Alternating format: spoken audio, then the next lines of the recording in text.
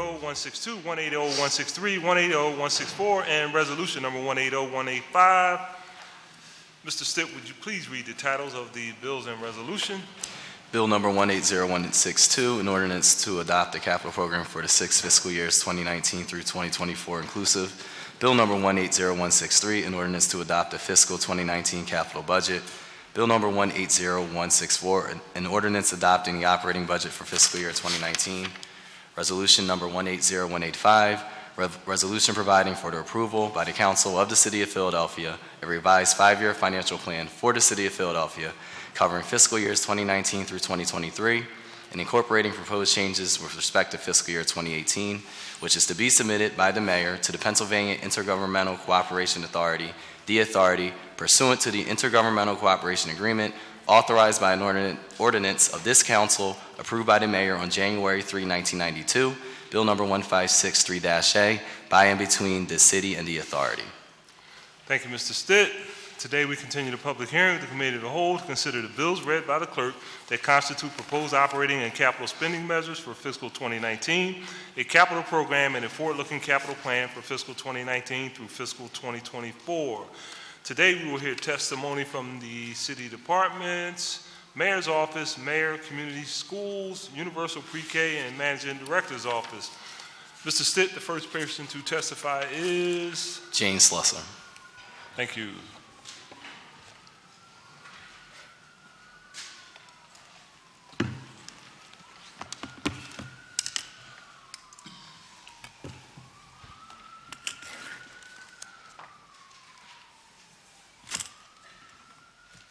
Morning. Good morning, Council President Clark and members of City Council. I'm Jane Slusser, the Chief of Staff to Mayor Jim Kenney. Joining me today are other members of the Mayor's Office as well as members of the Mayor's Office of Labor. I'm pleased to provide testimony on the Mayor's Office's FY19 operating budget, and with your permission, I will provide a slightly shorter version than what was provided to Council. The Mayor's Office sets the goals and priorities for the administration, oversees all departments and agencies that fall under the executive branch, and provides leadership and coordination to achieve the administration's goals and priorities. Our office is committed to promoting the Mayor's priorities of first, improving educational opportunities and outcomes for all of Philadelphia's children; second, improving economic opportunities for all Philadelphians; third, developing a diverse workforce that looks like Philadelphia and treating that workforce with respect; four, improving public safety for all Philadelphians while treating residents with respect and dignity; and five, operating government efficiently, effectively, and always with integrity. The proposed FY19 budget provides our office with the necessary funding to carry out our operations, to oversee and guide the administration's pursuit of these goals. The overall proposed FY19 general fund budget totals $5,178,168, an increase of $752,171 over FY18. This increase is due to the transfer of the Civic Engagement Office positions from the Managing Director's Office to the Office of Public Engagement, and another position transferred over from the Managing Director's Office to the Office of Diversity and Inclusion. The proposed budget includes $4,492,862 in Class 100, an $815,456 increase due to the transfer of the positions from MDO, and an additional transfer of funds from Class 200 funds within the Mayor's Office. These transferred funds will help address salary disparities found for a few positions. The Mayor's Office is committed to employing a staff that represents the diversity of our city. Approximately 65%, or 26 members of the Mayor's Office staff, identify as African American, Latino, or Asian. Our office employs 65% women, or 26 women, with our executive staff team including 63% women. 6 employees, or 15% of our employees, are bilingual, and of 9 new hires this year, 3 are African American, 2 are Latino, 1 is white, and 2 identify as another race. Of 3 executive level positions hired or promoted this year, all are female. 1 identifies as other race, 1 identifies as Latino, and another identifies as white. In Class 200, the proposed operating budget includes $657,465, a $35,581 decrease over FY18.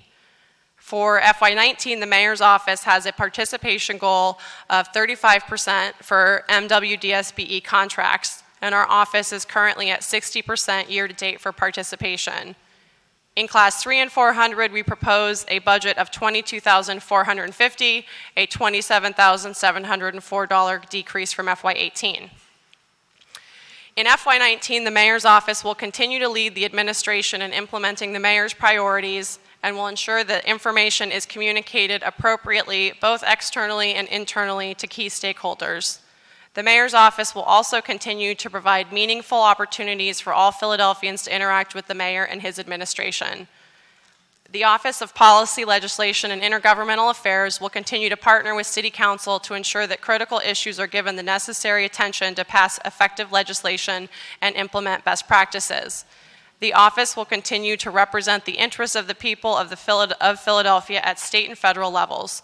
GovLab PHL will roll out 5 new projects using behavioral economics, service design, and trauma-informed care in collaboration with city agencies and academic partners to develop innovative, data-driven, and evidence-based practices to address common municipal challenges.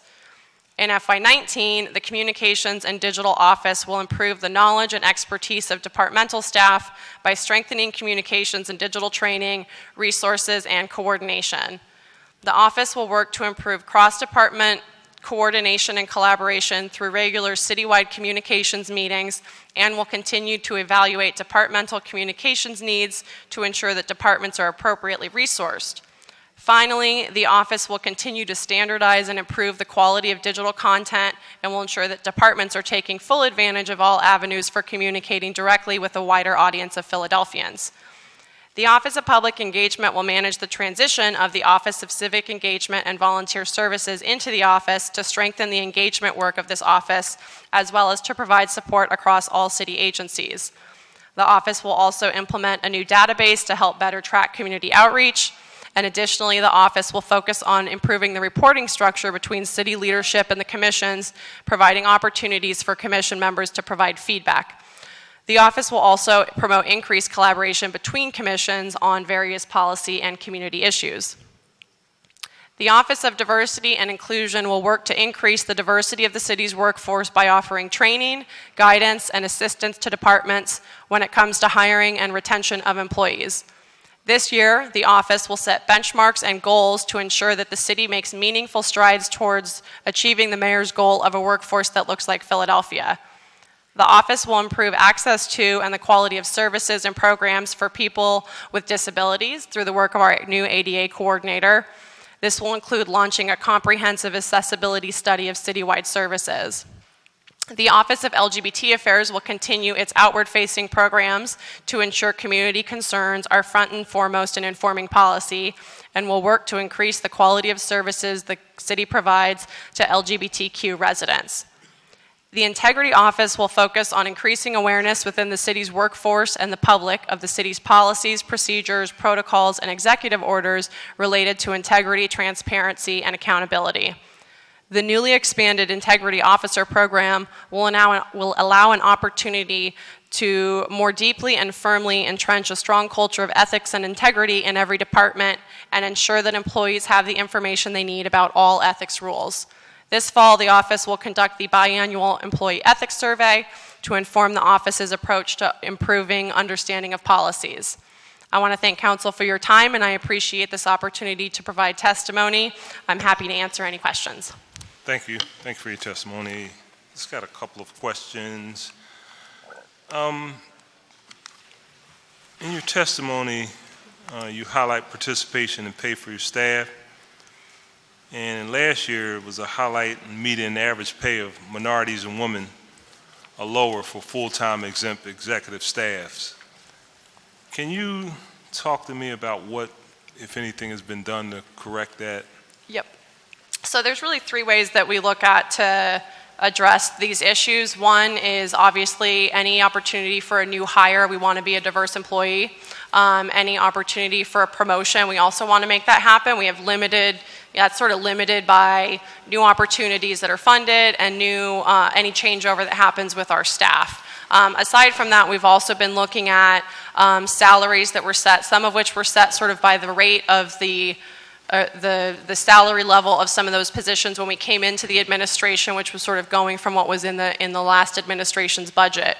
From a number of those positions we think are under the level that they need to be paid. And so we've put some raises in this proposal to increase the salaries, which is affecting some of those disparities at a leadership level.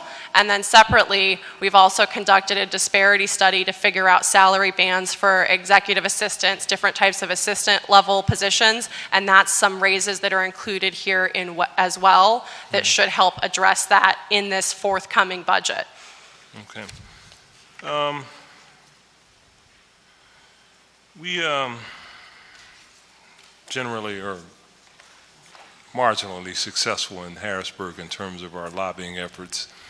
We probably spend more time on defense than offense. But I notice in your budget, you've cut your lobbying allocation, and given the need for more schools, I hope that's not reflective in the fact that we've said we're going to be responsible for schools, so we're no longer going to lobby the state. I mean, is it? No, we are very aggressively lobbying. So I think, we had finalized all the contracts. We have our state lobbyists finalized. We have our federal lobbyists finalized, which was not complete last year. So we had some funding in there, not knowing what the level of those negotiations would come out to. When we look at lobbying, so I think that we are adequately covered with our current lobbying services. When it comes to the school district, I think that's also an opportunity not just to have contracts within our office, but to really improve the coordination between our team and the district's team to sort of present a united front and understand that having those lobbyists is really important, but also having, our intergovernmental affairs staff, our policy and legislation staff also very actively involved in a lot of those conversations and negotiations. So I wouldn't say that our lobbying contracts fully represent the entirety of the lobbying efforts that we have, whether that's with the school district, with our staff members, or, working with city council members or others on a strategy. Okay. So you mentioned coordination, particularly on this issue of schools. There were some concerns. I know that your office had a recent conversation with members of the Philly delegation, and some of them immediately came upstairs to talk to us about the meeting. And the question centered around, in their words, a lack of formal request for funding. Yep. And they actually met with some of us and indicated the same thing. I know that there's conversation among council members and our lobbyists in terms of being able to get the constitutionally mandated resources from the state. Do you all plan on having a level of coordination with city council? Because I know you just referenced a coordination with the school district, but I think that there's definitely room for improvement. We hope to address that, and that when it came to a sort of request from the state delegation, we assumed with sort of all the numbers out there that a request for any help was clear, but we never made that formal, and we'll not be doing that again. We'll make sure that that is formalized, and also that we're doing that in concert with conversations with city council about the Harrisburg strategy. Okay, yeah, it would be helpful, because every now and then we get on the same page, but this is one. Yeah. Particularly when we're proposing tax increases for individuals' real estate bills, and we need all the money we can get. Yep. All right, thank you. Chair recognizes Councilman Jones. Thank you, Mr. President. Good morning. Good morning. I want to focus my first round of questions on three groups: the Office of Disabilities, the Office of Black Male Engagement, African American Male Commission, and Town Watch. And to start, I really want to know what the reorganization with the Office of Disabilities is. I'm not familiar with, the person I'm familiar with is Mr. Charles Horton. And the reason why I'm concerned about that is the 4th District happens to have the largest number, maybe second, of senior citizens in each of the districts. In fact, by City Avenue, if you throw a rock in any direction, there's an assisted living facility, a senior living facility all over the place. My first protest I had to deal with was because the lights up by the old path mark were going too fast and people literally in wheelchairs couldn't get across the street. And it was almost like pulling teeth to get a new light that was responsive to people with disabilities. So in my world, that is a big deal. As we start to look at the aging of Philadelphia, it's going to be a big deal for everybody. So I kind of need to get a sense of where the organization is, who's on first and what's on second. I used to look forward to going to their breakfasts along with others of my colleagues, including Councilman Kenyatta Johnson and Councilwoman Blackwell. Those things seems not to be as prominent, and I just need to get a sense of where we are. In fact, we're looking at $4.2 billion worth of new construction or renovation at the school district. Who's advising people? We're talking about infrastructure development, curbs, sidewalks, new lights that are being imposed on us by the Department of Transportation. Who is advising us? Because we don't have that individual expertise in our office. So let's start with Office of Disabilities. So I will have some representatives from the Office of Diversity, Inclusion, and Office for People with Disabilities come up. What we looked at last year was how this is organized around other cities, how those services are organized and offices are organized, and realized that we were understaffed and not structured in the right way to best serve those folks. But I will pass it over to my colleagues to go into further detail about the accessibility issues that you mentioned. Good morning, Councilman Jones, members of council. My name is Nefertiri Sikut. I'm the Deputy Diversity and Inclusion Officer for the Office of Diversity and Inclusion. So you're absolutely right about your concern and your questions, and the mayor's office has paid a lot of attention to this issue. So we've done several things. First, we established the mayor's office on people with disabilities by an executive order. Prior to that, all we had was the Mayor's Commission on People with Disabilities that's headed up by Charles Horton. So we established the Mayor's office. Charles Horton is the Executive Director of that office.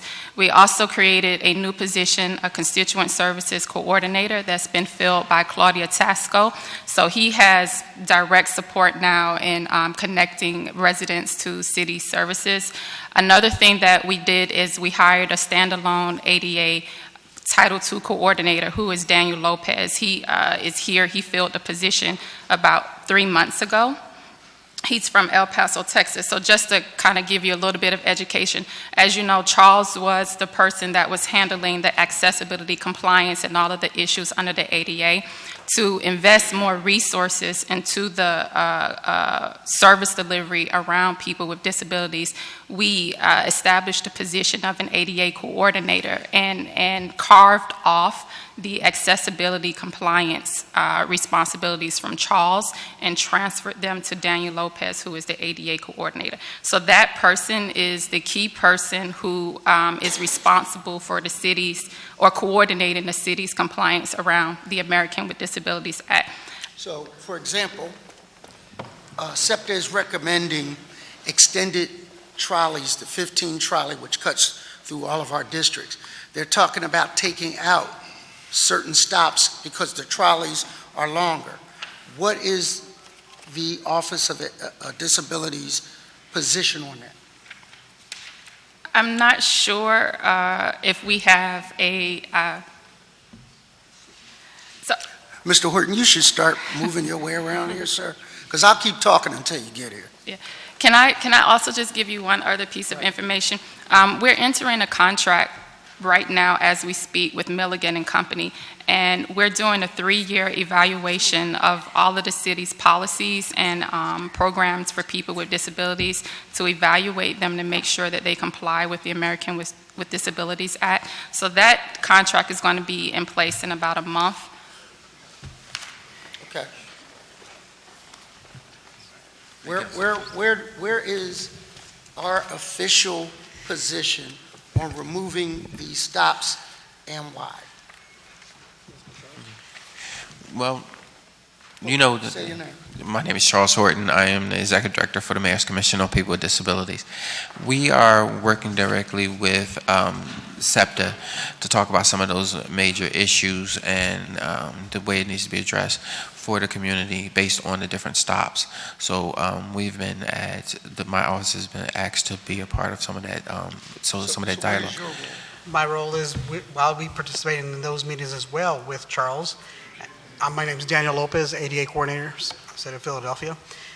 And we're going to look at how we can enhance those numbers of bus stops. I feel in my position, I've experienced those myself, and I think there's a lot of room for improvement to improve the quality of life of people with disabilities so they can achieve employment opportunities, because it does impact that.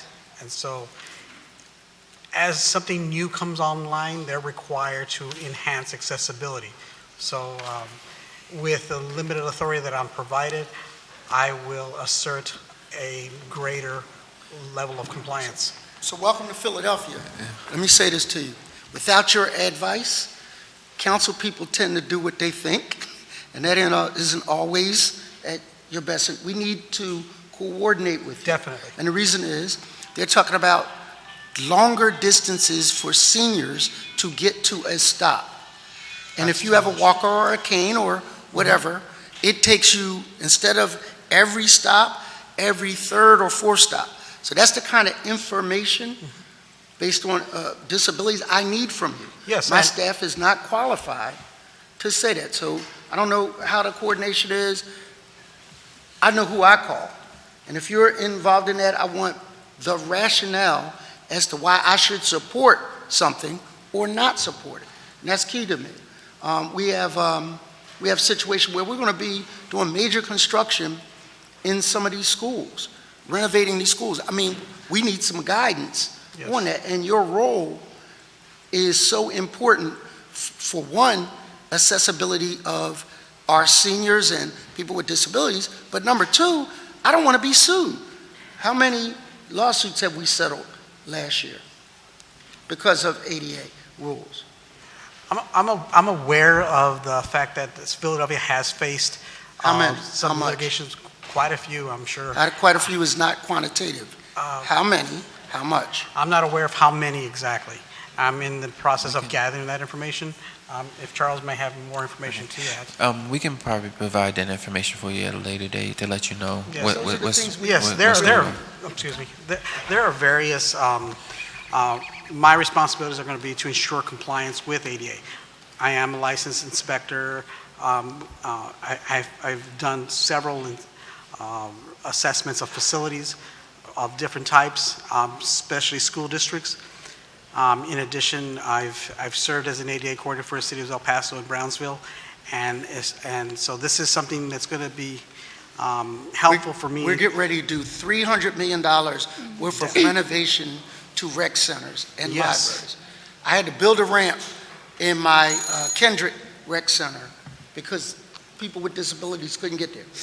As we go full throttle into that, you need to be making inspections, making recommendations. Yes. And we're going, we need Plan the reviews and 18. inspections, yes. Councilman Jones, I'm sorry. Can I just say that the mayor's office totally, along with Daniel and Charles, hear you absolutely. That's why Daniel came to join us 3 months ago as the city's new ADA coordinator. And what we'll do is we'll reach out to your office and schedule No, to all my to colleagues. all of the offices and Look around. schedule some meetings so that we can become better aware of what's going on. And we're also scheduled to meet with the city solicitor around ADA litigation. So this is a high priority for our office, which is why Daniel is here now. So we've done more with less in the past. We're glad you're here, but I need to know how that works out for all of us. So I'm going to hold my two other, the African American Commission and Town Watch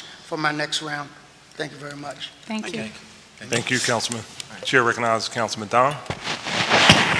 Thank you, Council President. Good morning. Do you have any questions? Most of my questions, I think, are for Jane. It's your lucky day. Just a couple of questions. The employee compensation, you mentioned 2 departments were moved from the MDO's office to the mayor's. One department One department. with multiple positions, and another position was moved from MDO. And so is that what caused the increase in the compensation of about 19%? Yes, that is the increase in overall positions and salary, plus an additional transfer that came from our class 200 and 300, 400 to cover some salary disparities that we hope to address in this budget.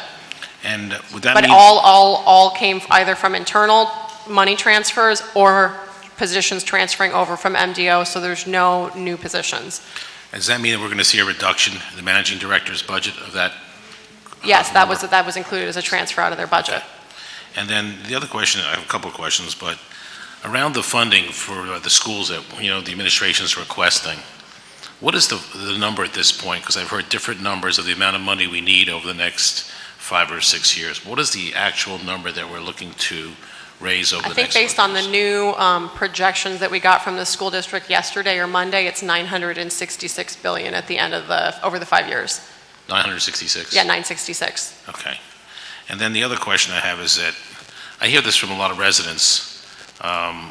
Their concern is they don't mind maybe in some cases paying more taxes, some do mind, but their concern is what is the measurables of that investment? In 5 years from now, do we have specific goals on education that we hope to achieve? For example, are we looking to raise the graduation rates of high school from where it is today of 66 to 72? Are we looking to have more people with college degrees? And what are those numbers around that? And what's going to be the average salary that we hope that they achieve when they get jobs through the education system?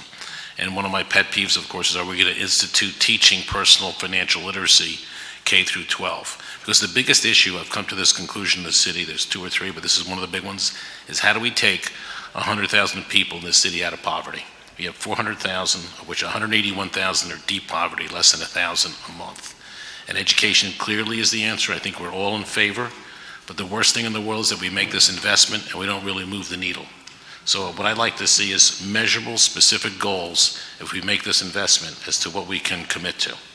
So we believe that it will help continue the investments under the Action Plan 3.0. I would defer to my colleagues from the Mayor's Office of Education who are going to be testifying later today to talk a little bit more about that in detail, and also really for the school district testimony to talk about the exact numbers on that, because I don't want to throw out the wrong number. But we are very focused on each of those individual things, and I think on financial literacy that the Mayor's Office of Education can have some answers for things that they are already doing in some of the schools in which they work. But I don't want to give you the wrong numbers, so I'm going to defer that to their testimony. Okay, and the other comment I have is that when you look at the city right now, and I don't know if we can address this, roughly the city has 26% of the people in poverty.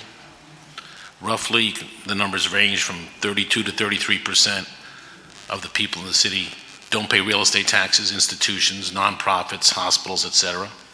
And when you do the math, you like that, right? When you do the math, you're down to like 41% of the people pay the full boat of taxes, the full boat. And so I think our goal collectively is how do we do 2 things? 1, raise the 41%. The tax-paying base has to be expanded dramatically. And what programs are we going to put in place to do that? And 2, how do we take 100,000 people in the next 5 years out of poverty so they are in jobs that pay taxes? Those are the only 2 solutions I see to helping the city. And I would like to see specific programs to accomplish those goals from council and the administration. So I think that everything that we're doing in terms of investing in education is focused on addressing our poverty rate. I think that we sort of went in length about those in our testimony on Monday, and that's what the investment in education is really all about. So I don't know if you're looking for more information. Well, I'd rather say if we're going to invest $960 million, I would like to see specific measurements that we're looking to achieve in 5 or 6 years. Okay, I think that's something Specifics. we can get that. We can get that over to you in terms of school district numbers and those types of things that are goals that they have. And what can we do? I know that you have different programs, but we have to really focus on expanding that 41, 42% of the full tax-paying base. Because otherwise, the burden keeps getting higher and higher for those who pay taxes. Yep. And if we have more people come to the table who pay taxes, it's not going to be, it's going to help the whole situation. I'd like to see how do we get that to 50% or 55%? Because I think what's great about our city is we have great eds and meds, but I think in the top 20 cities in the country, we may have the most eds and meds of any major city that doesn't pay real estate taxes and business taxes. And that puts a burden on everybody else. So I know the council president's always talked about expanding the base. It's this big program, but we really need specific programs now to help do this. Okay. All right, thank you, Jane. Thank you, Council President. Thank you, Councilman. Chair recognizes Councilman Green. Thank you, Council President. I want to follow up on Councilman Dom's question regarding the school district. So based on the new numbers, you're saying deficit is 966? Yes, that is the number that we Okay. received Okay, because I was from the school district yesterday morning, I believe. Because I was under the impression that the deficit may be a smaller amount. So you're saying, for the record, it's not 905, it's 966? Yes, And not a lesser number? that's the number that we just got from them, so that's the number that I believe. Okay. And then also going back to what Councilman Dom was saying, what steps are you taking with the school district, especially now that we're going to this perspective of local control, to provide better transparency? And the reason I raise that question, because I'm often getting questions, in fact, I'm getting some questions on social media as we speak. People really don't have an understanding of what we're buying and what we've already paid for. People still don't have the perspective of what did the 1% sales tax go?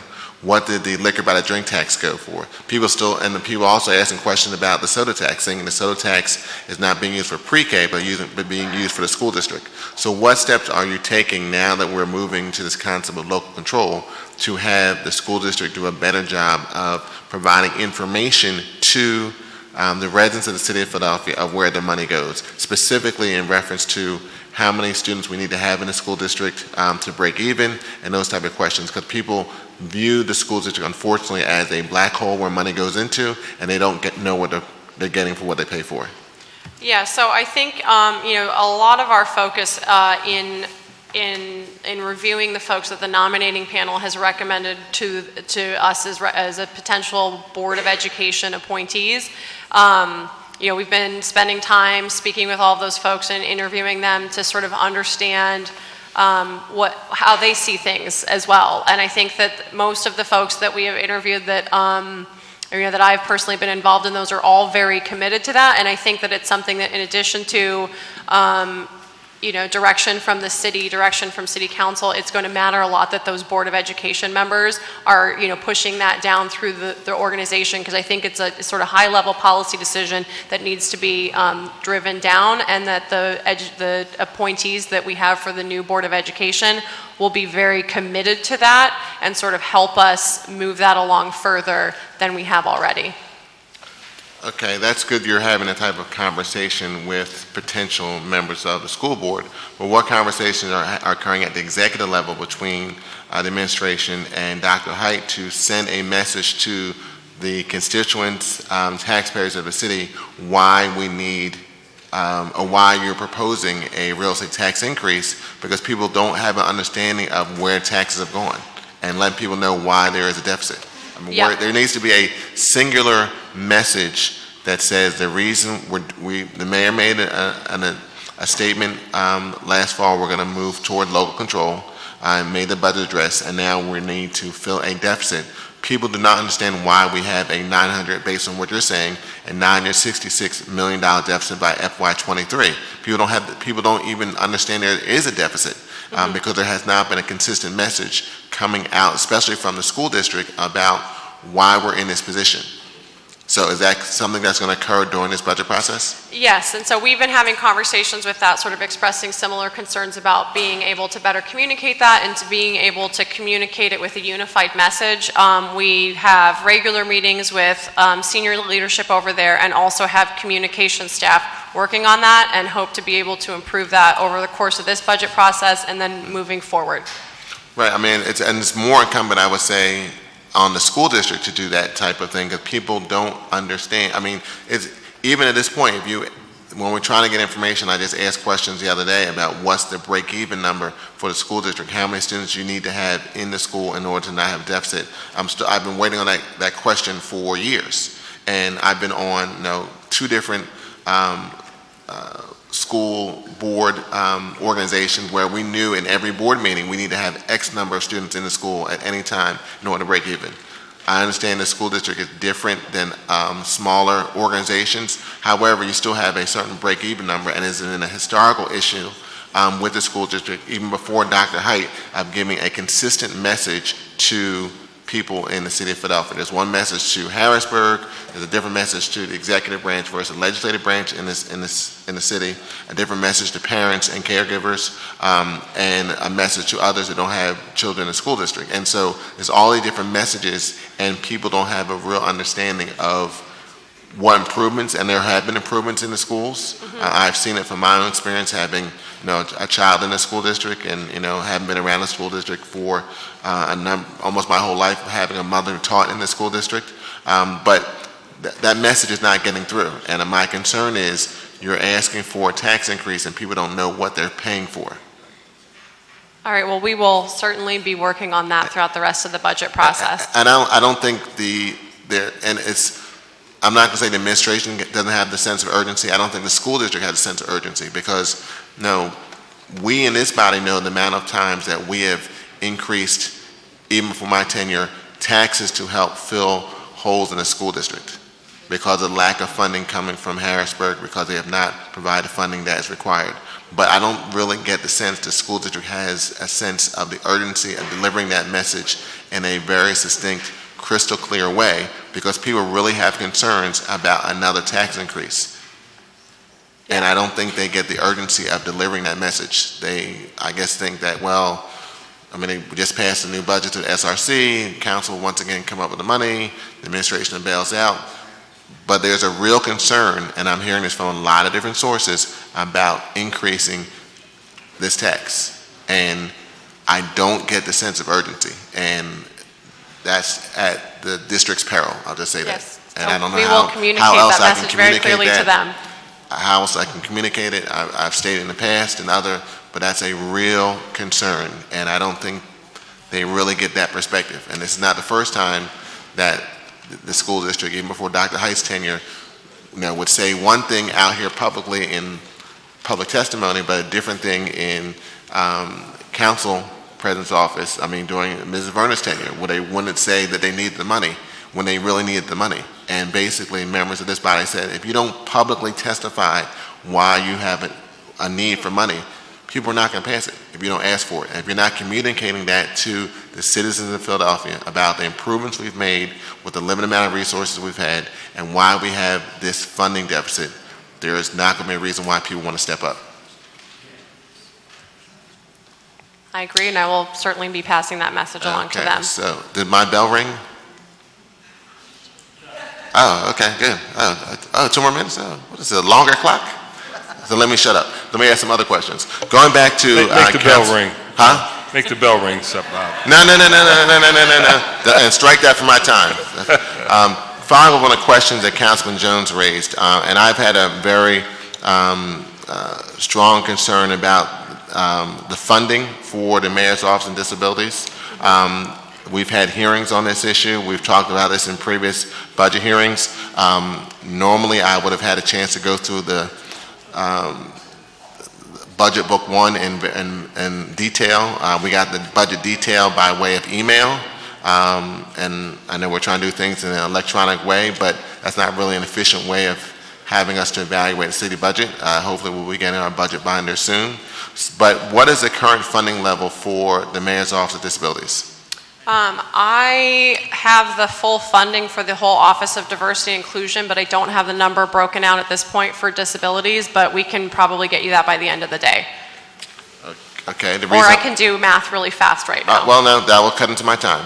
So what I'll say is that my concern is when you look at City of Philadelphia, and my staff has done some of this research during last year's budget hearings and budget hearings before, the amount of money that we spend, considering the size of our city at $1.5 million, the amount we spend on this issue is atrocious compared to other cities who spend a multiple amount of more money on an issue that impacts everyone throughout this city. Councilman Jones talked about issues from people who are seasoned citizens, as my father would say, access to issues. When you look at the growing number of people in the city who are just on the autism spectrum, who are going to be aging into adulthood, and then when you look at other people in our city that have physical learning differences, it's a major issue, and we're not providing the resources for that.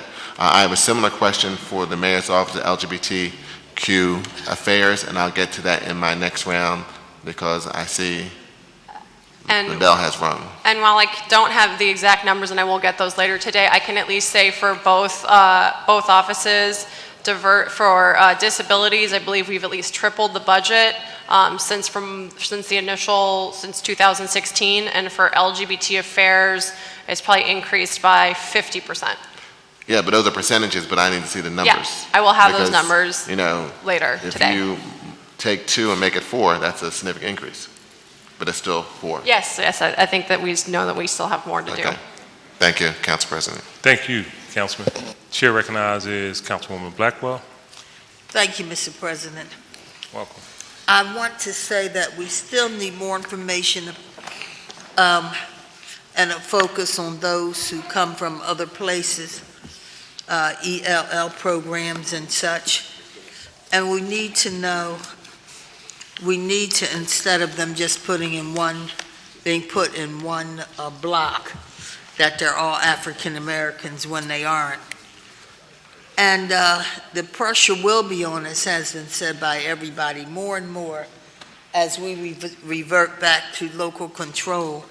And people will expect specific answers to the questions of how money is being used. So we really need the administration to agree to make sure that as you ask for money, that we receive information as to how that money will be used.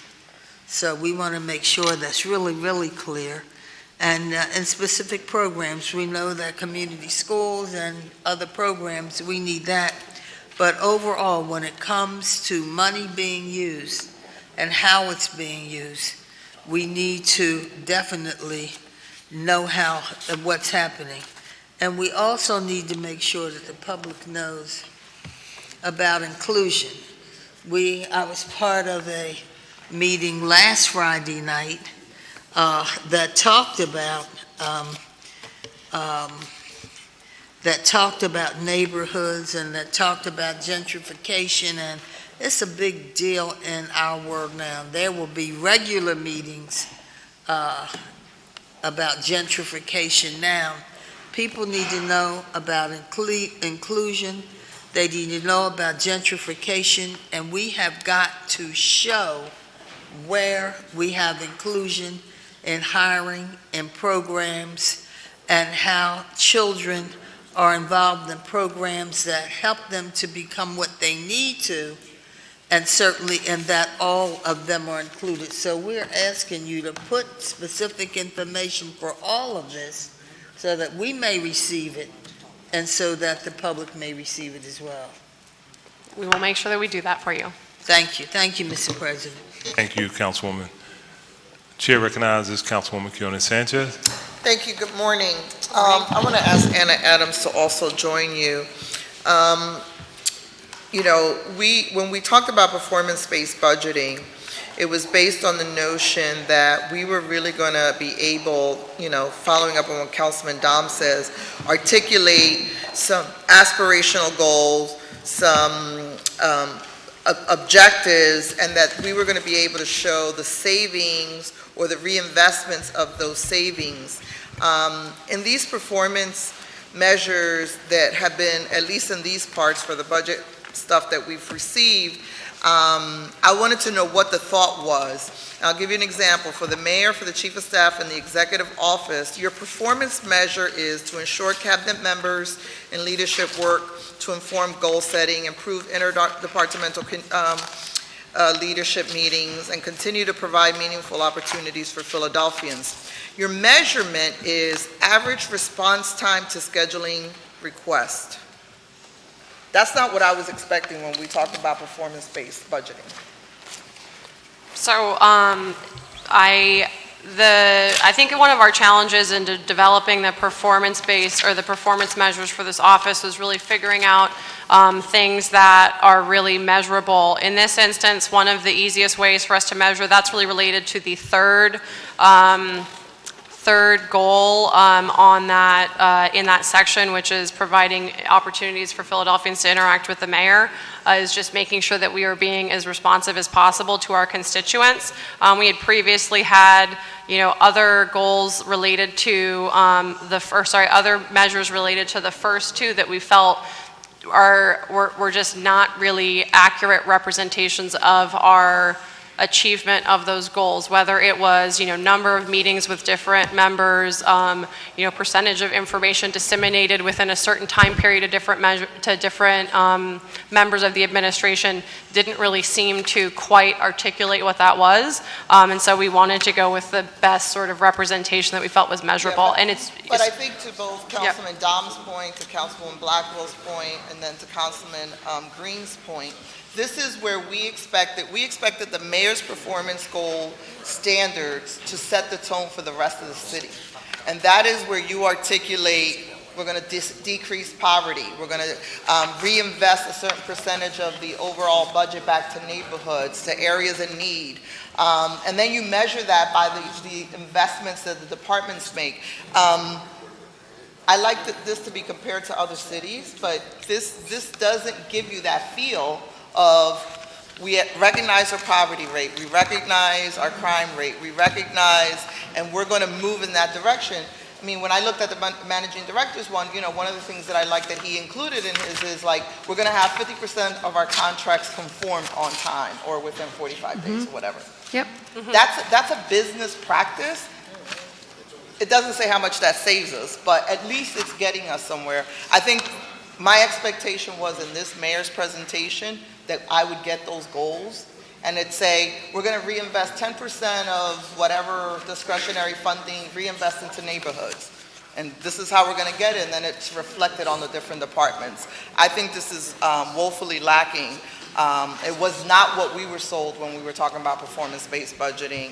It's not what I expected to see. And I would hope that before we end this budget process, we can get to a better place, I appreciate that feedback, and I fully admit that we had difficulty in that area. Anna Adams, Budget Director. I just want to add to Jane's point. I think one of our challenges, and I'm just going to be brutally honest with this, is that sometimes connecting kind of internal services and the broader outcomes are really hard for us to do, to come up with sort of annual measures that we can then compare ourselves to.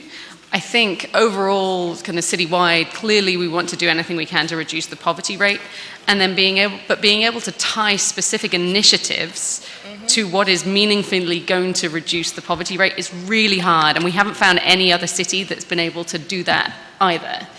Because you can say, other than, I think part of what we're thinking is we need to look at jobs. Because I think the mayor has articulated that to some degree, right? Because he said pre-K and enrolling 6,500 kids is a factor, right? Yes. So that could be a goal, right? We're going to ensure that 65 kids get to pre-K and we then get to kindergarten, and we do have connect them. And we do show that, but I'm not sure we're going to be able to say, and therefore the poverty rate is going to reduce in 1 year. Yeah, but you're going to be able to say that there was a connectivity. I mean, we're still missing the connectivity of no universal pre-K, no universal K, and then no guaranteed kindergarten, high-quality kindergarten. That's a goal. Right. And I can see that on a sort of broader strategic plan. I think it's very hard to do it on a departmental program measure. I think we could do it more. But that's why this is hard, and it's not an easy process. It's not, yeah. But that's why we picked only certain departments. Starting from the mayor's was about setting the tone for everybody else, about this is serious stuff. It is hard to measure. Right.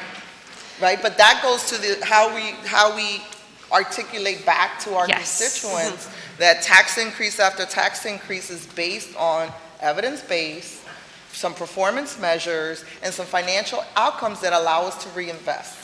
That is missing in all, and I haven't seen the rest because we don't have the budget binders, but I think missing that part of it, I mean, if this is what we're going to do, let's not say we're doing it. Let's not say we're doing performance-based budgeting because there's no financial outcomes to any of this stuff. Thank you, Mr. President. Thank you, Councilwoman. Chair recognizes Councilman Johnson. Thank you, Council President. Hey, Jane, how you doing? Good morning. Can you have Chief Diversity and Inclusion Officer to come to the table with you as well?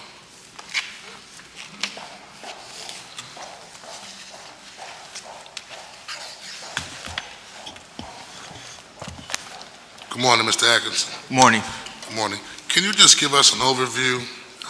I know this office was created to specifically focus on diversity and inclusion in all areas of government. And so can you just give us an update on your office mission, some of your key accomplishments thus far, and the overall strategic vision for this office, as well as your accomplishments? Certainly, and thank you. My name is Nolan Atkinson, Chief Diversity and Inclusion Officer, City of Philadelphia.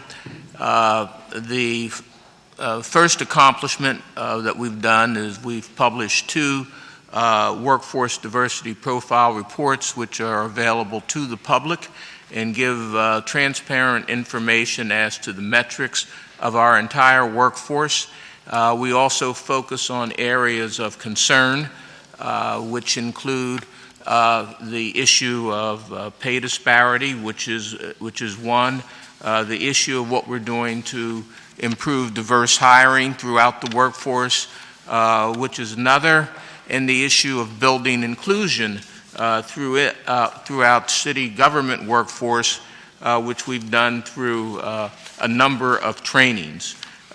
In the last year, FY2018, we've trained roughly 600 people in the city workforce on diversity and inclusion principles. Our goal, we've just been talking about performance-based budgeting, is to make sure we train 7 departments a quarter or 28 a year, and we're on target to do that in FY18. With regard to recruitment and hiring, we have tried to revamp our recruitment process to focus on bringing in more diverse talent into the city's workforce. We are doing that through, first of all, trying to make sure that we have position descriptions for every position, getting job descriptions from departments, asking every department to tell us what is your recruitment plan for the next 12 months so that we can look out into the future. If you're going to hire somebody 9 months from now, then we can start to help you find the talent to fill that position. And it's also not only hiring, but succession planning, because what we want to do, as Jane just mentioned, is push more people, and especially diverse talent, into the executive level of the workforce. And finally, working with the hiring department, we want to customize their recruitment needs so that when you have, let's say, a department, I'll say technology, where you might have more difficulty finding diverse talent, our hiring people will sit down and work with the department in getting the right person. With respect to the actual hiring, we want a diverse panel to do the review of resumes first to make sure the finalists get there. So we want a diverse panel to review resumes. We want a diverse set of interviewers, and then obviously we want a diverse set of candidates who actually come before. We want all of this to be the talent, but I think we're on target to doing that. And then finally, I think one of the things that we've accomplished is we've really upped our monitoring so that we're getting monthly reports with respect to what the diversity is for every racial and ethnic group within a department. We get those reports monthly. I meet quarterly with every department head throughout the city, and ask, how are you doing? What are your problems? What are your issues? To try and improve the hiring of diverse talent. And now we're going to try and set some goals for those who for departments that we can measure on a shorter base. We want the aspirational goal of wanting the workforce to look like the population, but we also want to have some immediate goals as to what can you expect to accomplish within the next 6 months to a year. So I think those are the areas that we have really focused on as far as workforce. As you know, we have focused in areas of working with the LGBT community.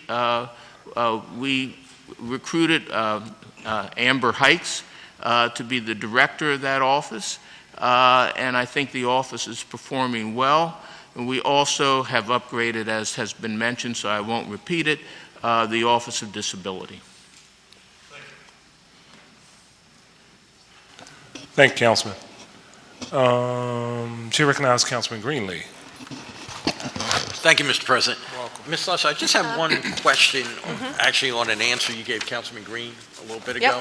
On the deficit, the school district deficit. I know figures have been being bounced around because you said Anna just told me that I had something wrong in my answer because I was talking about our contribution versus their deficit, so I'm glad that I can correct it on the record. The document that they sent us this week incorporated the new assessments. Wait, Anna's going to come over to make sure I don't give the wrong numbers because I know it's been a point of confusion. We know the right number, but you probably for the record want to say what the right I'm going to have Anna just so I don't mess it up. So Anna Adams, Budget Director, they sent us a new document this week which incorporated the change in assessments. With those change in assessments, their deficit ends up being negative $660 million by the end of the plan. With the proposal, our revised proposal that they incorporated, I think they ended up having a fund balance of over $100 million by the end of their 5-year plan. And even though there may be an operating deficit, they wouldn't go negative in the 6th year, which is one of our goals that we wanted to make sure we provided financial stability.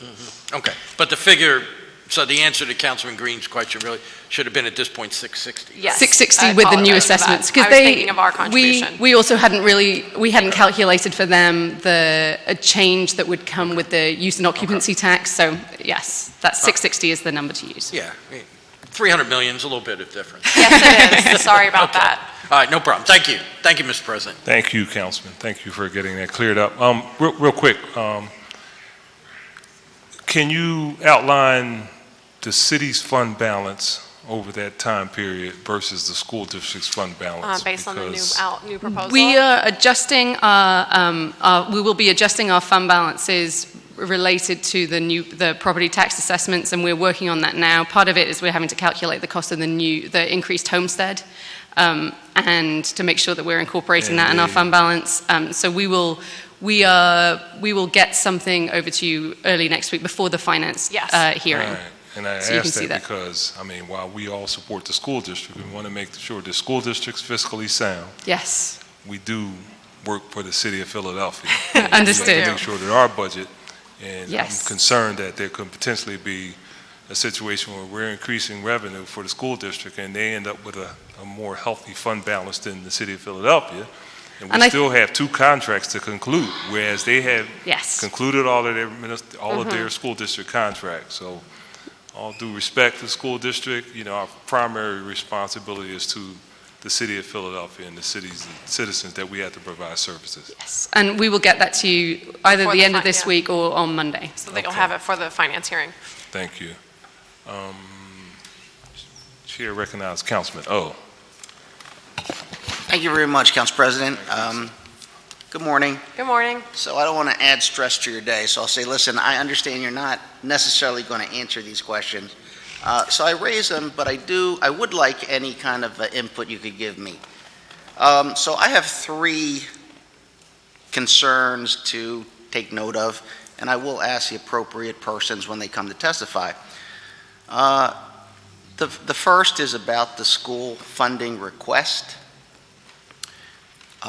Particularly, what is the money going to be used for in total? In other words, I don't want to see a situation where we're giving the school district money that they use for a good purpose and take the money they were going to use and use it for something else. And in particular, when it comes to issues of maintenance and construction, particularly how much are they spending, how are they spending it, who are they hiring, those type of things. Those are my questions, because that goes into the diversity and inclusion issue. I want to understand how the mayor, having two executive orders that should not be but have historically been inconsistent.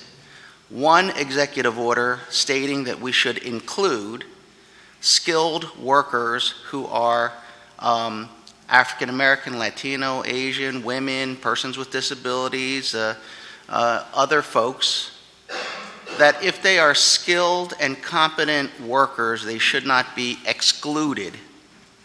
The diversity inclusion is a constitutional issue of not discriminating against capable people for their race, religion, and other things. So they must be included. And then there is an executive order about labor peace, which I'm fine with. It shouldn't be inconsistent, but we should understand how the unions, the skilled trades, they're involved. However, many of the skilled trades do not have very good numbers when it comes to inclusion of persons who have the skills or the ability to be included in the union. And we have not, up until today, as far as I can tell from our hearing a few days ago, resolved that issue. If we are trying to reach diversity and inclusion, which I interpret as if we are not going to discriminate against people, then the effort to include them in city-funded work or school district construction or maintenance by requiring that they first be accepted as full members into the union, that appears to be historically a problem. And I'd like to understand from the mayor's office, if we cannot get skilled people into the union, whether it's permitting or whatever it is, then what is your strategy? I prefer just to simply put them on the job site, and I have said, and I've introduced a bill, that the city council should be able to hold hearings, that if we find discrimination, we will conclude the funding of that project. And I think that is important policy. So I'd like to know the policy. And then when it comes to the use of the money, so that I don't see that we're funding construction and maintenance that is not inclusive and not getting into the classroom, I'd like to know how much money the school district intends to put into such things as safety, education in a classroom, technology, teaching assistance, and all those type of things in total. So I could look at the total number of expenditures over a period of time and see that our contribution is not being spent in areas that I don't think we should be encouraging the school district to misuse. And then I'd like to understand the real estate tax. I understand we don't have a up-to-date computer system or software, that a lot of the OPA assessments are done without the benefits of a software system. I know we're buying it. It's supposed to be up and running at the end of 2019. So what have we been doing? How are we assessing properties? And how do we stabilize the assessment by the actual value? And for me, if I go to a top restaurant and I know I'm going to pay over $100 for a steak, for example, I would imagine that that steak's got to be some pretty rare meat, that there's the chef making $250,000, all those things, and I could say, okay, that's $100-something there's Alan Don making sure I'm It's right. his restaurant. But if I go into a restaurant and order a steak for $19, and then when they give me the bill, they said, hey, that steak, now it's valued at $100, and I say to myself, well, what's so special about this steak that it's down $100? We have property that people have inherited. It don't look any different than it did before. The neighborhood has declined, and OPA is saying your house that you were paying $800 a year in real estate tax, now you got to pay $8,000 a year, and these people's incomes, it hasn't gone up. I can't understand the increase in value. What is the increase in the actual value, not an inflated value? I want to understand that there's a stabilizing factor in actual value, and it's not manipulated by certain circumstances. So if there is an ability to say the same old house has a higher value because of desirability that we believe is not just temporary, desirability, its actual value, property, everything. Is it our policy to tax people at a rate that they cannot afford to pay? And I don't mean I mean in general. You have entire neighborhoods of people, working class folks, poor, middle class, the median income, the household income, they cannot afford to pay the tax on the values that the city is assigning to the property that has not improved. When OPA looks at, without this software, the door to my house collapsed. I got a person to come in and fix it. The ceiling above the third floor bathroom caved in. If they look at the repairs to my home, do they say, oh, look, new bathroom, new door, boy, that's an increase in the assessment? And it's not. It's a repair to damage of an old house that is falling apart because it's old. How do they justify 11% property assessment increase and also say that commercial property is undervalued and then increase the taxes 4.1%? The population, in my opinion, cannot withstand this. And then to say, we need all this money and we're not going to tell you what it's going to do for you. It's too much. And I really would like to know why we shouldn't put a moratorium on property assessments until we get the Tyler system operating in 2020. Okay, so there are a number of different questions there. I think on the first one, I'll have Deputy Mayor Jim Engler come up to speak a little bit about the labor issues.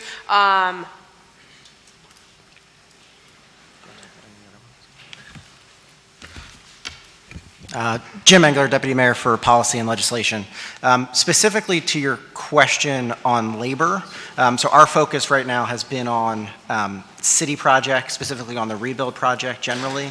And I think we had a lot of discussions last spring about trying to change what is, to your point, a historical problem with diversity in the trades, and it's something that we are trying to address.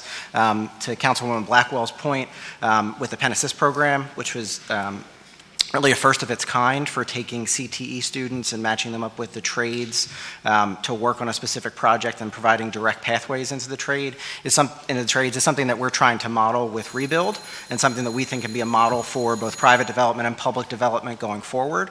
Obviously, until we get Rebuild kind of stood up and off the ground, we can't really do that and attack that problem. But it is something that we're focused on and something that we know we need to address and to work with the trades in tandem with to address. It's not just a city problem, it's a problem that the entire region really needs to face as we kind of have a changing workforce over time. But it's something obviously that we are committed to addressing with the trades, and it's historic and will take several years for us to really dig into. Yeah, I appreciate your answer. I'm not going to belabor the point. I mean, basically, I just want to put out there, because I will return to this issue over the course of the budget, and I certainly appreciate the good things that are being done, the good intentions. I appreciate the efforts of the school district and everyone who's, got to deal with this big problem. And so, I'm not looking for an answer like right now, but I just want to lay out that those are my concerns. Yeah, and we're obviously happy to continue to work with you and all members of council on the issue. Okay, thank you very much. Thank you. Thank you. Thank you, Councilman. Chair recognizes Councilwoman Reynolds Brown. Thank you. Well- Good morning, Good morning. ladies. My line of questioning fall in two areas. Pay equity, which is really a follow-up from questions raised last year, having reviewed the testimony from last year. And if we could please invite back up our diversity officer, please.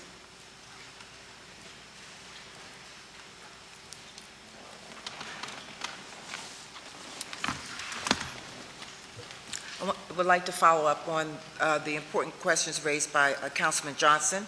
And first, let me say thank you for what I believe was a very comprehensive explanation of the processes and protocols you've put in place to really drill down how well departments are doing. And we need to acknowledge and say thank you to those departments that get it. I'm interested in knowing for those departments that don't get it, for those departments where there is still clear evidence that on the exempt hiring side, those departments do not look like the city of Philadelphia. And I've had this conversation directly with the mayor. What processes, protocols, penalties are provided for those who do not follow and honor the mayor's mandate?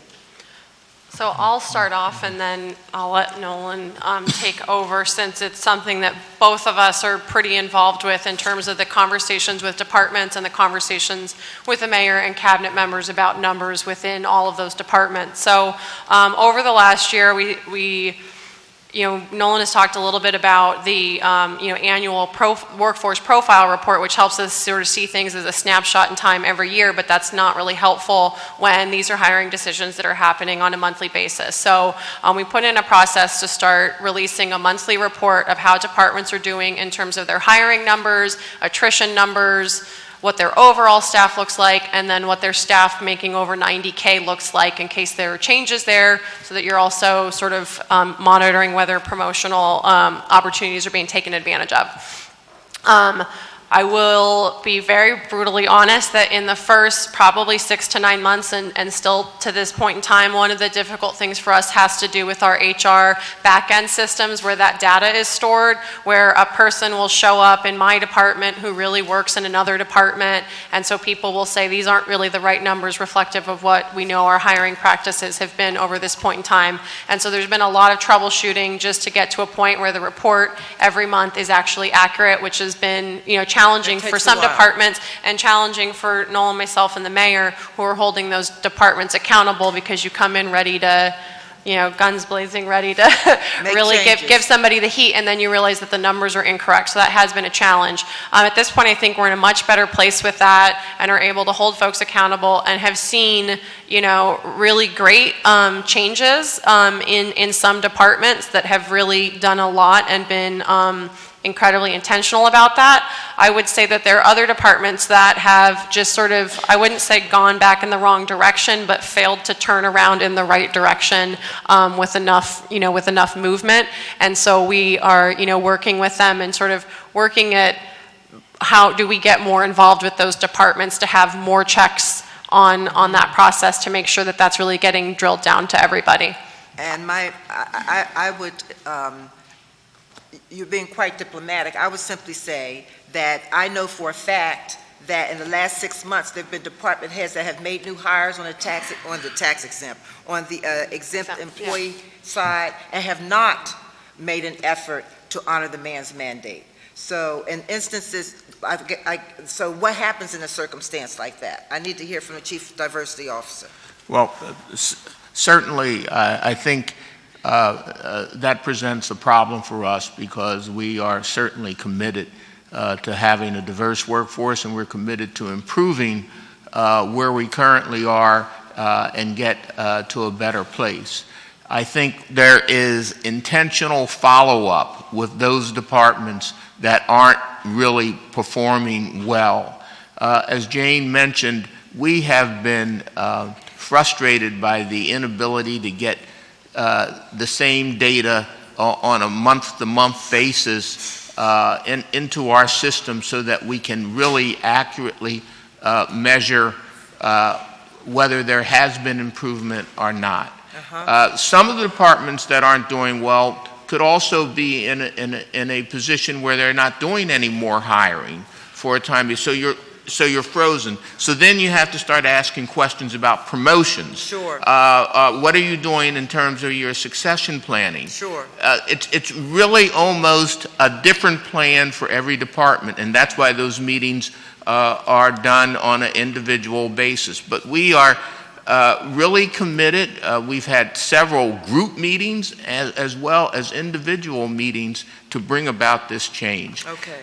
Measure us on 3 to 4 years, and I think you'll see a change. We've got a lot of oars in the water. Yes, you We're do. just trying to get that boat going in the right Sure. direction. Yes, you do. That is certainly to be recognized and to be appreciated. So I thank you. Let's now move to the discussion of pay equity. Last year, in our exchange, based on testimony from last year, Ms. Slauson, we talked about the issue of pay equity, and maybe it was not with you, it was with one of your colleagues. With that said, when you look at the chart, the budget summary and other budget drivers, and you look to see the average salary for full-time staff, there is very little equity for those who look like me and for those who don't look like me, and most especially for women. So what processes or protocols are you looking at, examining, considering to move towards equity when it comes to compensation? Yep, so I mentioned at the beginning of this that we had moved some funds from our class 200, 300, 400 over to 100 to address some of those disparities. That would, I think, address some of the issues that we have among exempt staff, which would bring that almost on par in terms of the average and median salaries at those levels, in addition to some recent promotions that have happened that I don't believe were reflected in the numbers in the budget testimony that you have, because those are from December. Okay. So I have a look at, without knowing who some hires will be, what the numbers would look like for July, which would sort of address the issues of the executive disparities.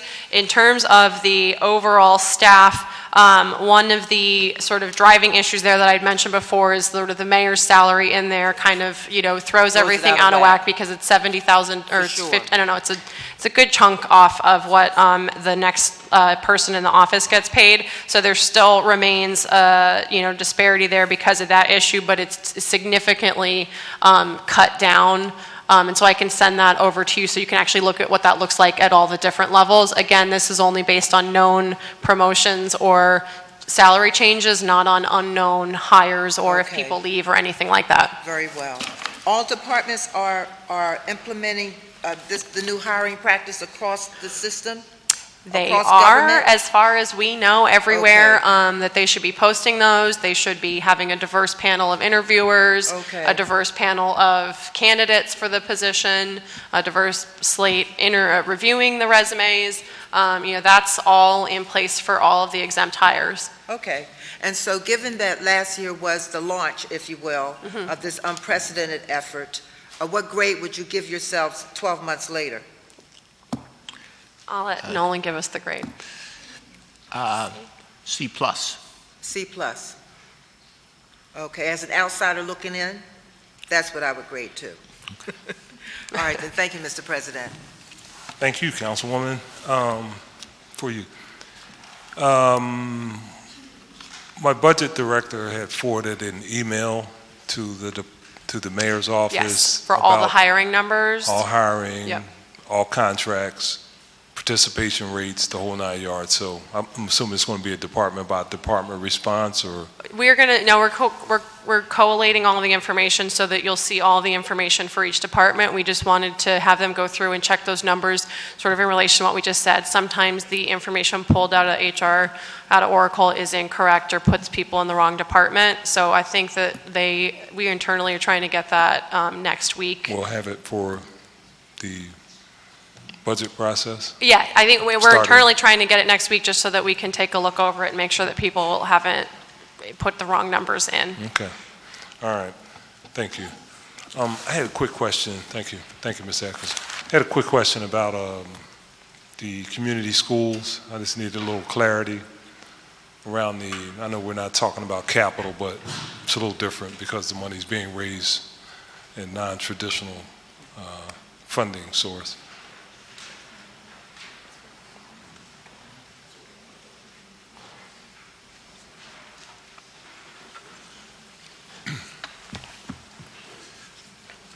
Thank you. Good morning. Good morning. Otis Hackney, Chief Education Officer for the City of Philadelphia. All right.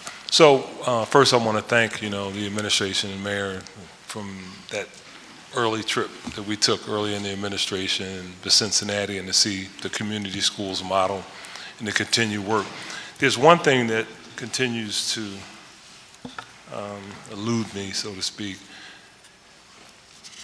The programs, the Cincinnati model, and understand, I'm not sure about the Baltimore. I know some members went to Baltimore to look at that. But so my conversation centers around what I saw. The Cincinnati model had a significant capital investment for facilities.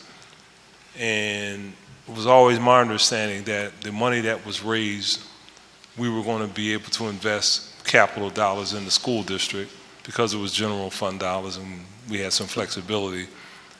And in the conversation, and I'll talk about Duckery in particular, we have been trying to figure out how we're going to make the capital investment in that particular school, and my assumption is that it may be happening in other buildings in terms of getting the healthcare initiative up and running. And we're asking private sector people, I'd even say, well, I'll contribute maybe some capital money. Is the sugar tax revenues going to be available for capital investment in schools? Other than the rebuild investments, we have not had capital dollars, I think, allocated for community schools. Well, I know it hasn't been, but I'm asking you, is it going to be, and if why not? Given the model of the community schools that we saw was a significant capital investment. And I'm just trying to understand, why are we raising this money, just to hire people, or when you need it, you have to build out the facility? I don't understand. So in terms of, as Jane was saying, that at this time that we have not allotted any dollars into for capital for the community schools. And just for a point of clarification, just when you said Ducker, are we talking about Gideon? I'm sorry. Okay, just want to. That's why you're looking at me like, what is he talking about? I was like, okay, just don't want to correct you, just for a point of clarification. Thank you. That's why you had the job you have, because you're on top of it. Thank you, sir. But in terms of looking at what type of opportunities would be created or needed, I think once we have for an individual school around, if there was such a capital project, then that would be something that we would have to explore. But at this time, we have not allotted any of the community schools budget to capital. But it would be something that we would have to explore moving forward if there was such an opportunity to arise. Why have we made that decision not to entertain that when the model that we saw had a capital investment? But I think we're hiring a lot of people, and that's great, but I'm sitting here with a building that's going to need at least $1 million to fit out for the initiative, and we've talked to potential providers. We got RFQ out by the school district. Mm-hmm. We had a bunch of meetings over there, and we don't have any money to fit the space out. And I'm trying to understand, what was the point of voting for the sugar tax if we can't use that money to move ahead? Well, there in terms of the soda tax and the programs that we're providing, I feel that our office is providing, in terms of the quality pre-K and delivering on. No, I'm talking about. I'm going to focus on. Right, I understand pre-K. I'm going to focus on community schools, because that was very important to not only myself but the mayor when we went and visited the Oiler School in Cincinnati. We said we want to replicate a model, a conceptual model. So talk to me about why are we not entertaining spending money in that in Gideon? It's not that we aren't entertaining. It's looking at once we identify the project and fully develop a project for an individual school and looking at what that level of capital investment would be required, and then that would be something that we could explore. So, I think we're open. The mayor's office, a community schools office is open to explore. in terms of looking at the funding, but also looking for existing partners as well to help work with us to do that. Okay, so we've identified the school. It was named a community school. We got pro bono, an architect, to do a design, not broad-based design, but pro bono, said, I agree with this. Centera, I think it was, went over there and they did some designs. We had several meetings at the site.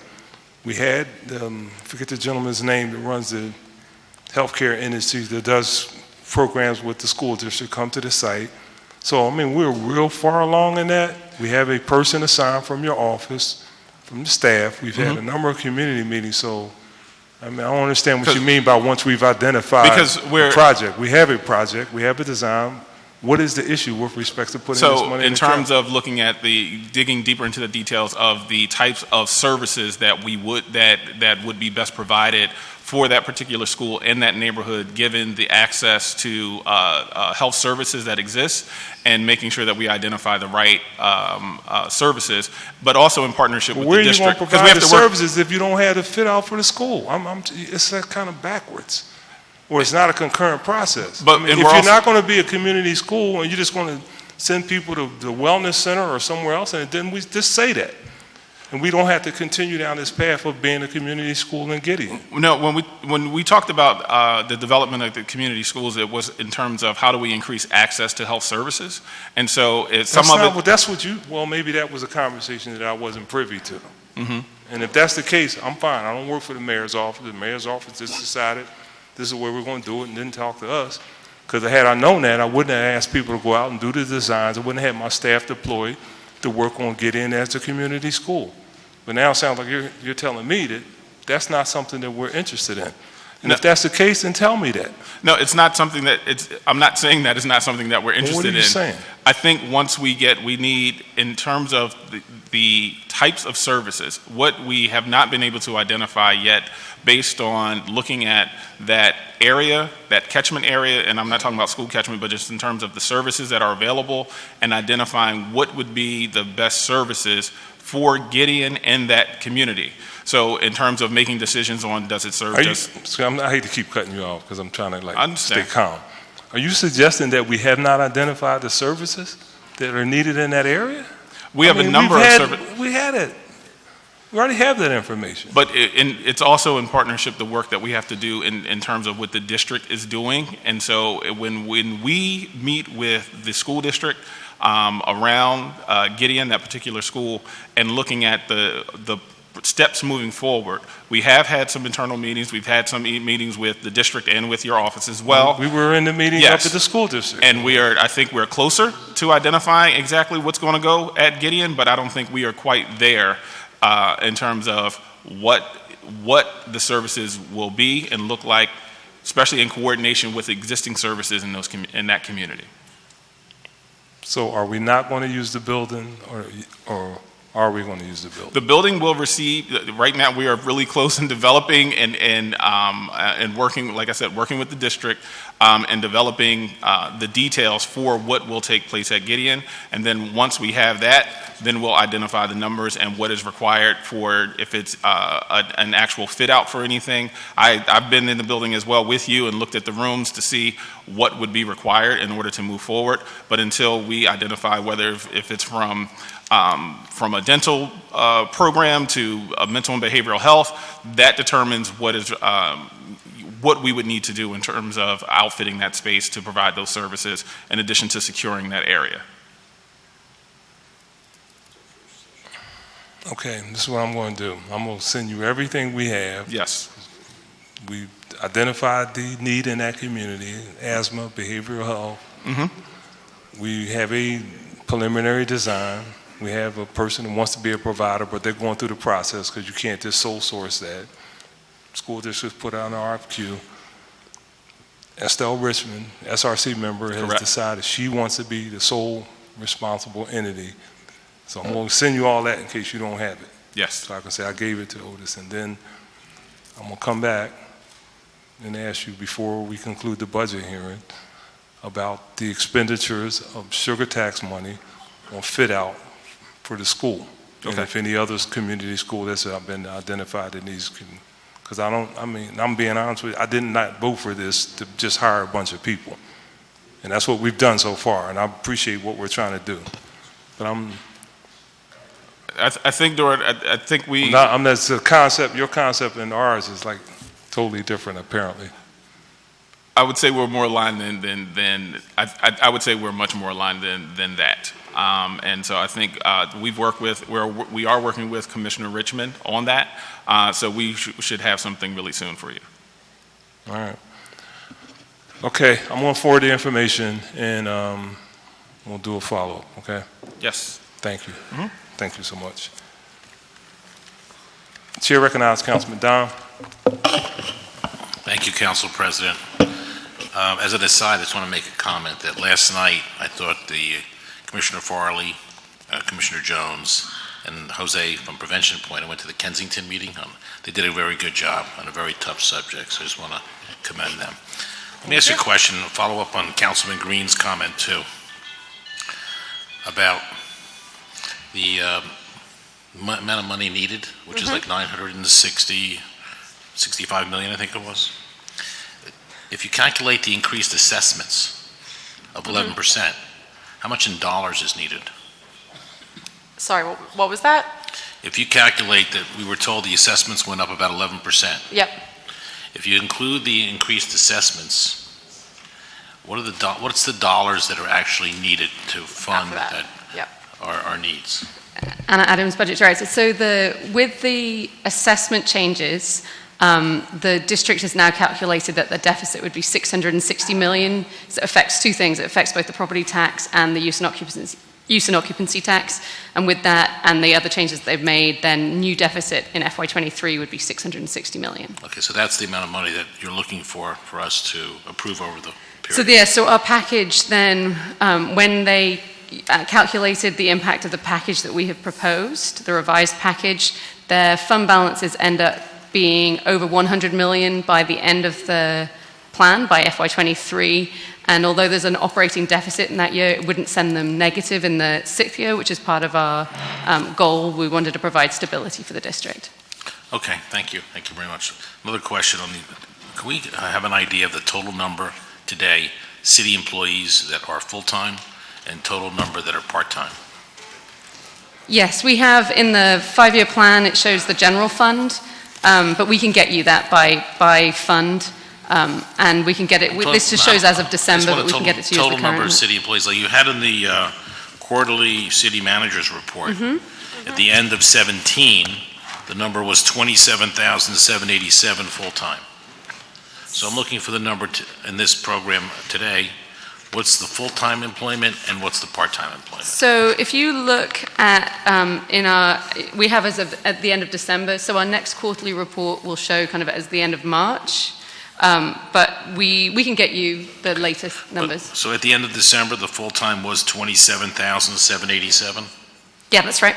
That's I believe that's all funds, that's right. And do you know what the part-time was? We can get that to you. I don't have it off the top of my head. I'm going to ask you a basic question because people ask me this question. How do we justify in 1970 when we had almost 500,000 more people in the city, 2,050,000 population, and 27,000 city employees, that today we have almost 500,000 less people in the city and the same number of employees, with the ability of us integrating technology today that we didn't have back in 1970? How do you answer that question to the population? Yeah, and I think there's a couple of answers to this. It won't be a 3-word answer, I'm afraid. It's okay. But we have looked at this in multiple ways, understanding our hiring and how the city has changed. We're still a very personnel-driven organization, just with any other municipalities. Technology is not going to replace social workers or police officers or firefighters or paramedics, and it's just the nature of being a municipality. One of the other things that we have that is challenging for us as a city is that we're both a city and a county. And a lot of county services like prisons, health, courts, district attorney, a lot of these other county services we've actually run this when you compare city municipal services and county services. Our actual employee level and dollars spent on city services has gone down, but our employee levels and expenditures on county services has gone up. And I think that's also the nature of the type of services that our citizens use. By the fact that we're such a high poverty city, we're more heavily reliant on typical county services. And so we can show you that analysis because I think it really helps explain how the city functions and how this changed. And I'm not sure that even though we have seen a reduction in the population from the peak, I don't think the types of services that our residents use have changed, and so we still need to provide policing services for our county. Not that the square footage of our county hasn't changed. We still need to provide fire services for the size of our county and for the amount of housing stock in the city. So it's hard to kind of show a per capita spend, but we can show you that analysis. I think it might be interesting for you. I will say, though, wasn't the county and the city the same in 1970? Yes, but the expenditures on the county functions has gone up, and I think it's in the nature of how, of the need, honestly. I think maybe that's just a personal understanding, but I do think that's related to the need, and our expenditures around child welfare, our expenditures around health services. I think the need, or at least the desire for the city government to help provide those services, I think, has continued to grow. I'm not sure we're seeing any reduction in those kind of costs. But on the surface, when you have a 25% population reduction and the same number of people, and in the private sector, we have this expression, work expands to the workforce. So I think that's just something we need to look at, and I know my time's up, so I just wanted to bring that point up. Thank you. Thank you very much. Thank you, Council President. All right, thanks, Council. Chair recognizes Councilman Jones. We may have to borrow that one. That was a quote, tweetable almost. Good afternoon. I picked these three agencies and departments or sub-departments for a reason, because throughout government there is an application for their services, whether you're talking about building a rec center, whether you're talking about engaging positively males who at times can be in an at-risk, high-risk category at a rec center. You need to have accessibility, and you need to have safety through things like Town Watch. All of these are compatible, so that's why I focused on these three today. The second one is the African American Men's Commission, if they could come forward to the table. They'll come forward, and Councilman, just the Town Watch program it's an MDO, so they'll be up later this afternoon, but we'll have the Director of Black Male Engagement come up now. So I also now have got the answer to Councilman Don's question about how many full-time and part-time people we have. Someone just texted me. It's 28,192 full-time staff, and then 1,235 part-time staff. So I get a whole new clock now. Yeah, we'll turn the clock back. That was 30 seconds of your time, sir. Yeah, that's all right. All right. So, listen. Good afternoon. Good afternoon. How you doing, Council President, council members? So, last year, this council fought very hard to have the African American Men's Commission become a permanent department, agency, sub-agency within the city of Philadelphia. We did that because the problems, particularly for African American males, it's almost like they're an endangered species. My hat goes off to the women in 2018. They're moving their agenda. Whether you talk about national women's marches all over the country, here in Philadelphia, whether you're talking about the coalition of 100 black women that recently had their luncheon, and they had workshops before dealing with issues like glass ceilings and all of those kinds of issues that are germane to their constituents. When you look at what Michelle Obama did at the convention center, she had a big national, not national, but a local conference that attracted national resources for women's issues. I feel like we aren't keeping up with the pack when it comes to our issues. And so, therefore, what I want to encourage, and I know you get what you pay for in a sense of budget, and that we need to place a higher emphasis on that coordination that can happen through that commission. And here's why. When I hear my colleague Kenyatta Johnson or President Clark talk about gun violence and reducing gun violence, that has a disproportionate impact on that population. When we talk about issues of even opioid addiction, I had no idea how large a percentage of the population was African American males. I did not know that some of the issues such as diabetes or gun violence or hypertension or our incarceration rate or our dropout rate, all of those things should be like inculcated throughout our budget from their perspective, from their unique perspective.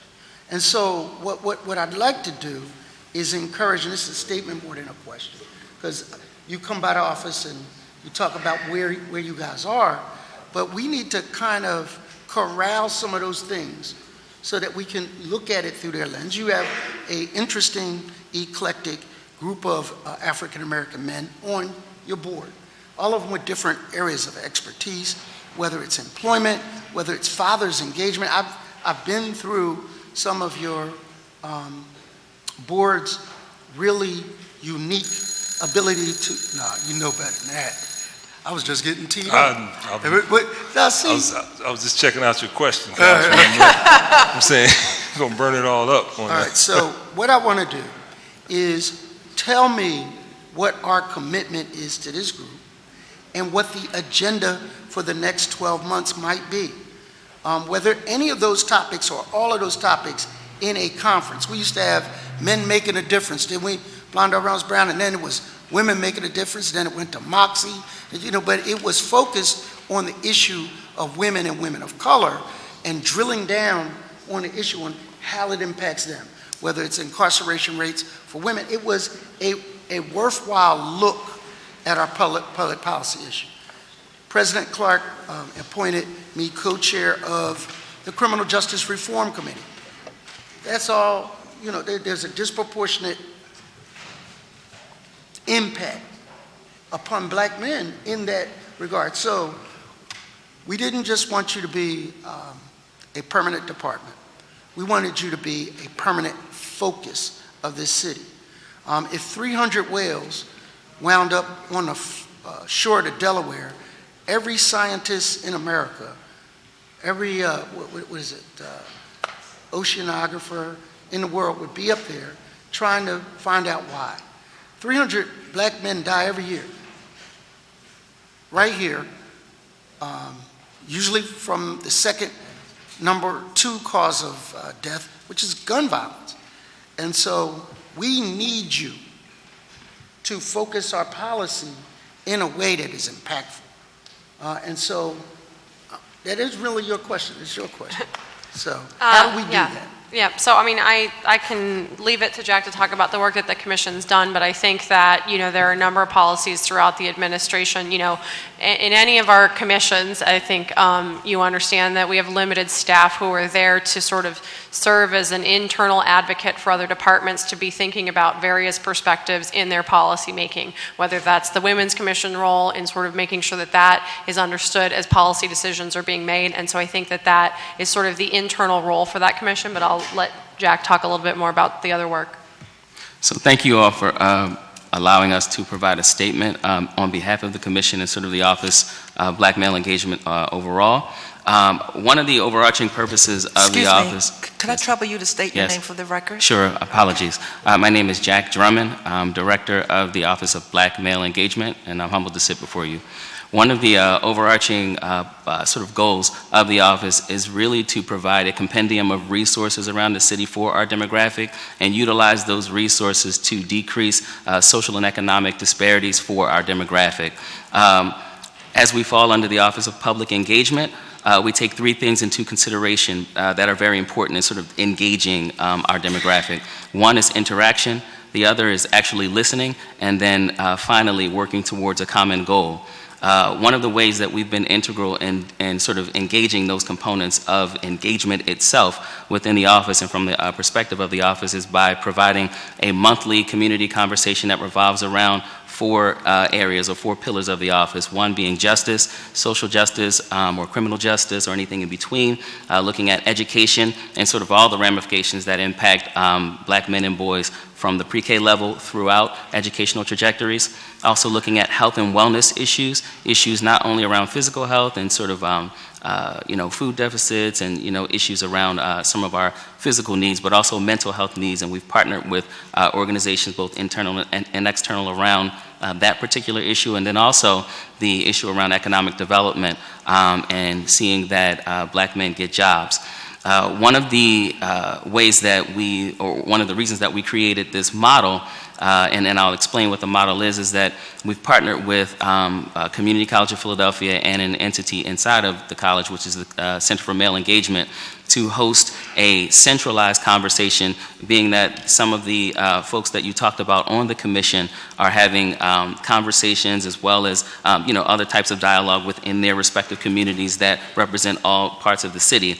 We wanted to host a centralized conversation that provided resources, brought resources to the table for our demographic so that they could dialogue with those resources, whether they wanted to disseminate information or have tabling opportunities. We wanted to provide, and we provide, a panel of experts as well as a youth voice at every one of our conversations. And then finally, we turn the conversation over to the community, and we do something called a sort of a mock needs assessment, where we ask community around any of those specific issues, what do they need, what resources have been helpful here in the city of Philadelphia, as well as sort of what are their specific solutions to stated issues. At the end of that conversation, we create a report, and we send it to the folks who have participated in the conversation. The reason that we do this, for one, is that there are a lot of entities around the city, both internal and external, in terms of sort of connectedness, both internal and external, who create statistics, whether it's the School District of Philadelphia, whether it's the department, whether it's the Department of Public Health, et cetera, et cetera. But one of the reasons why we did this is as we communicate with the Commission on African American Males, what we do is, as an advisory commission, they make recommendations to the mayor specifically around those issues that were mentioned. Well, what we want to do is bring the people's voice and bring community's voice into those recommendations. Therefore, those reports that specifically revolve around those four pillars accompany our recommendations to the mayor.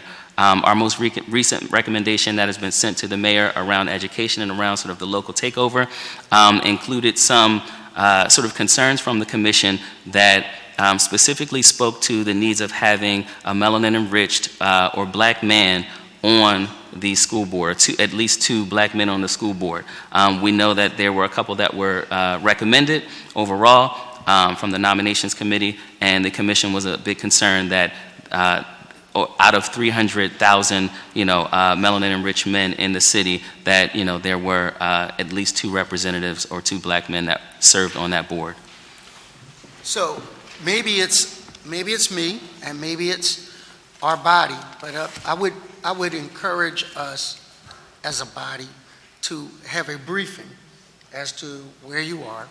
I would encourage also us to have more of a public forum where we drill down on these issues and say, not only did we discover the why, we also have a one-step, two-step, three-step process on how to mitigate those circumstances in each category. I'm telling you, I'm jealous of the women of 2018. You guys have, look, you see my colleague, right?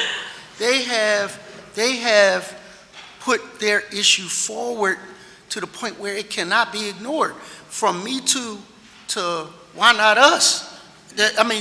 We need to figure that out, because otherwise we are an endangered species. I had the misfortune of talking to one of my constituents that the pressures of society, and this is a strong man, in every category you might want to consider, but he was breaking down, like, where do I go for these things?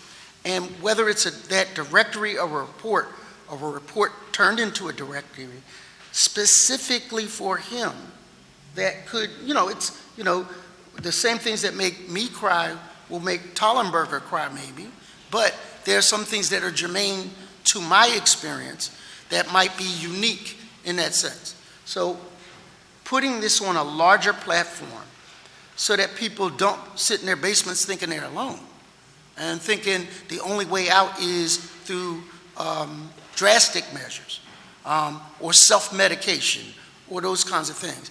So we need to kind of keep up with our sisters who are really moving their agenda. I believe that you can be a pivotal part of that because you're having those dialogues and conversation. That conversation needs to translate into a direction for us. And if there's still some guys on council that, right, that we need your guidance. And so hopefully you're getting the amount of resources and respect. And I'm not talking about, look, Mayor Kenny put a statue for the first time out back at his building. So, I'm impressed with where his mind is. He knew how to say Assalamu alaikum better than I did. So he's good with me. But what I want to do is see you in those rooms when we're talking about behavioral health and the disparate impact on us. I want to see you in those rooms when we're talking about how to keep black men from dropping out of school. Because you've taken a deeper dive in the issue. We get the 30-minute review report because that's the way we receive our information. You're our experts to tell us, no, you might want to consider this, that, or the other. So I'm counting on you. I ain't going away. You ain't either. So we're going to make it better if we can. Thank right? you. Thank you. Thank you, Madam Chair. You're very, very welcome. Mr. Drummond, don't go anywhere yet. Excuse me. Please state Councilwoman. again for the record where you sit in government, just for the record. I direct an office called the Office of Black Male Engagement. And you are under which umbrella, if you will? Under the Office of Public Engagement. In the mayor's office. In the mayor's And the office. mayor. And the My other bad. entities that are your allies or colleagues or counterparts in that office are, state for the record. That is Ricardo Calderon, who is the director of the Office of Youth Engagement, and Javita Hill, who is directs the Office of Women's Engagement. Okay.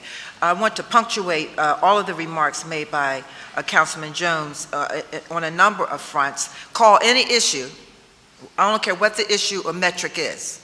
African American men are disenfranchised on whatever the issue is, be it, my goodness, high school dropout rate, college going rate, public incarceration in particular. And so those are opportunities, if you will, and how the work that you do can have a laser beam on it. Speak, if you will, have you had a chance with your allies and colleagues in that office to talk about partnerships with like agencies that are external to government, but bring resources, and not just financial, but resources that help you elevate the 1, 2, or 3 priorities that your office is undertaking? So there are, one of the challenges that we faced in the very beginning was really making a distinction for organizations that wrap around men and boys of color between, sort of compared to those who wrap around black men in particular. I see. And really sort of understanding what that dynamic looked like. So on a local level, we have partnered heavily with the Black Male Development Symposium, who does work throughout the year, as well as Be Me, which was an initiative out of the Knights Foundation, grew to be their own initiative and a national organization, and now they're reinvigorating the work in the city, and specifically sort of with our higher education efforts with the Center for Male Engagement at the Community College of Philadelphia. Okay, and so those are where partnerships exist. Have you moved yet to a place where you've crafted actual program implementation, and you're able to deliver on what the yield is? Have you moved to that stage yet with those partnerships? So the only program per se that we've sort of crafted has been this community conversation initiative, and we're looking to grow that initiative as well. One of the things that we're looking to do with our partners, whether they specifically focus around supporting black men in particular or men and boys of color under that spectrum, is really looking to do 3 things. We're looking to, and it would be helpful if we were able to to